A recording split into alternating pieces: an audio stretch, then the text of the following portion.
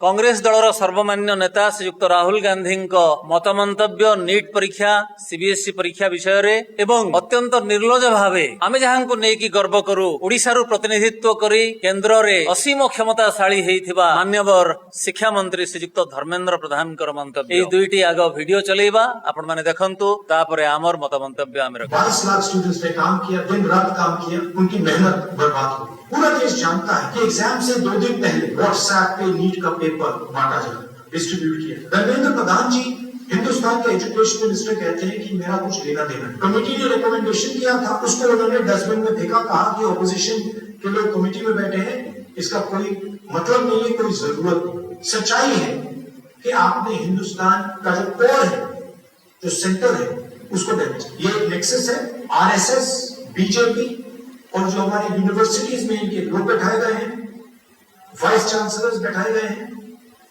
Professors बैठाए गए हैं, इनके बीच में पैसे बनाने का नेक्सस है और इस नेक्सस ने हिंदुस्तान के एजुकेशन सिस्टम को खत्म कर दिया। पूरा देश जानता है कि अगर आप वाइस चांसलर बनना चाहते हैं, आपको सब्जेक्ट नॉलेज की कोई जरूरत नहीं, आपको एक्सपीरियंस की कोई जरूरत नहीं।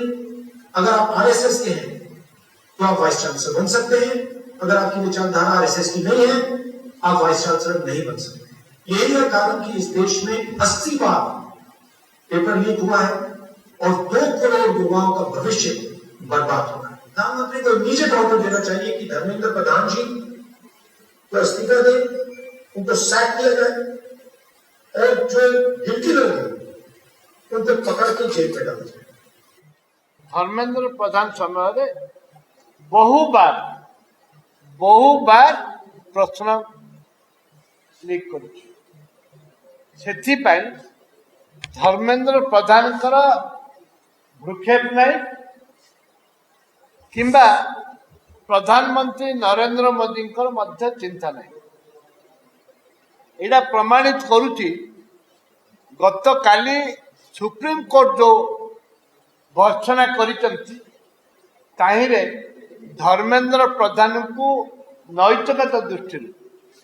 नैतिकता दृष्टि से इस्तीफा दबा दरकार एवं ओडिशावासी आम ओडिया पिला आम 20 सांसद पठेचु 20 सांसद भितर आम जहाँ अनुभव करुचु एमानकर पार्टी खोलुनी।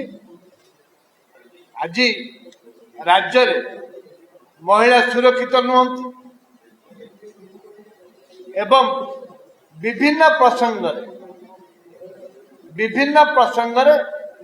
महिला बिल रे मध्य कहुँ आरक्षण बिल 33% गोटे भी सांसद पार्टी खोली कहले जे ओडिशार जो क्षति होती ताकू प्रोटेक्शन दबा पाई गोटे भी सांसद मंत्री कहले।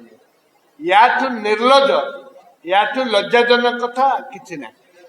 ओडिशा को से बिक्री कर प्रधानमंत्री पाद तले ओडिशार प्रधानमंत्री पाद तले आदानी पाद तले ओडिशार खनि कालू आरंभ करके स्वाभिमान को आरंभ कर सब जलांजलि सब पाद तले अजाड़ी सी जहाँ चाहिए ए ओडिशार एमपी मंत्री विधायक देखुना से कहले बोले कई विदेश जीवनी ओडिशार मुख्य शासन सब विदेश आज 4-5 दिन कि विदेश जीवे एक प्रमाणित कले प्रधानमंत्री कथा को ओडिशा सचिवालय ग्रहण करूना। ओडिशार जे कि मुख्य शासन सचिव अच्छा ग्रहण करना।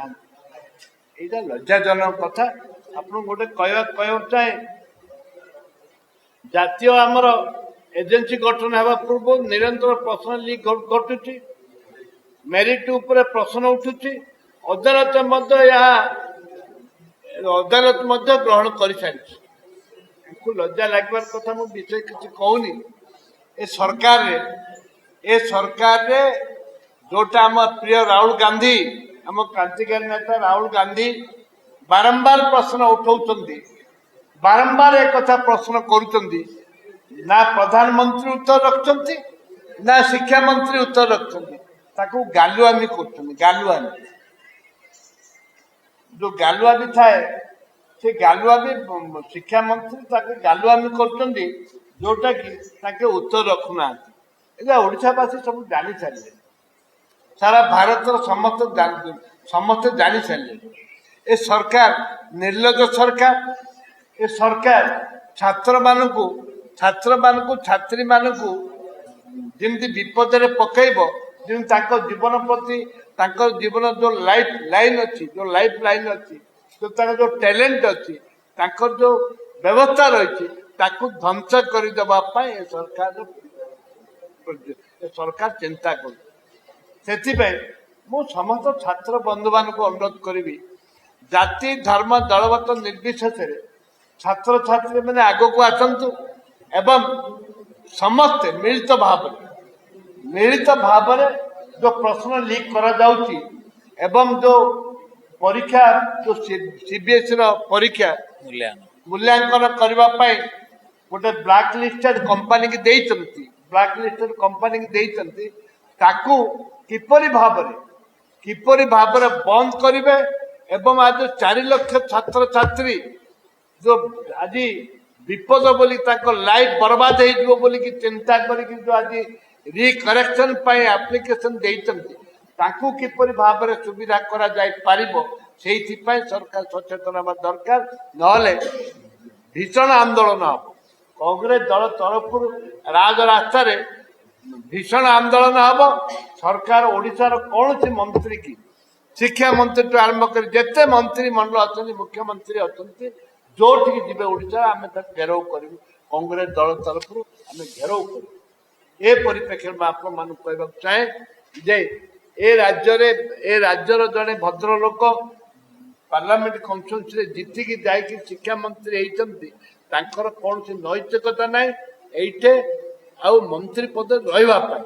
ତାଙ୍କୁ ଯଦି ଲାଜ ଶର୍ମ ଥିବ, ତାଙ୍କୁ ଯଦି ନ୍ୟାୟ ତାଙ୍କେ ଚାହୁଁଛନ୍ତି, ଲୋକଙ୍କର ଭବିଷ୍ୟତ ଉଜ୍ଜଳ ଚାହୁଁଛନ୍ତି, ଛାତ୍ରଛାତ୍ରୀ ମାନଙ୍କର ଯୋଉ ଭବିଷ୍ୟତ ଉଜ୍ଜଳ ଚାହୁଁଛନ୍ତି, ସେ ତୁରନ୍ତ ଇସ୍ତଫା ଦିଅନ୍ତୁ ଏବଂ ଯଦି ସେ ଇସ୍ତଫା ନ ଦେବେ ତାଙ୍କୁ ତୀବ୍ର ବିରୋଧ କରାଯିବ।